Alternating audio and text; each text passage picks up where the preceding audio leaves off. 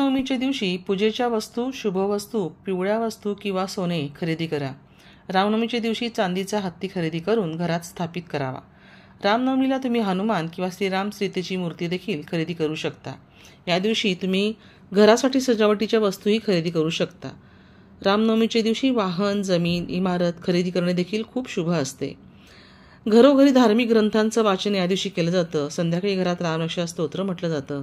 अनेक ठिकाणी भजन कीर्तनाचे आयोजन केले जाते. रामाची मूर्ती फुलांनी आणि हारांनी सजवली जाते आणि अनेक ठिकाणी पाळण्यामध्ये सुद्धा स्थापित केली जाते. अनेक ठिकाणी पालख्या, मिरवणूक काढल्या जातात. अयोध्येत राम जन्मोत्सवाचे भव्य आयोजन केले जाते. तसेच रामनवमीच्या दिवशी तुम्ही कोणत्याही वस्तूची खरेदी करताना फक्त श्रीरामाचं नाव घेऊन खरेदी केली तरी तुम्हाला त्या वस्तूच्या बाबतीत सगळ्या गोष्टी शुभ होताना दिसून येतील.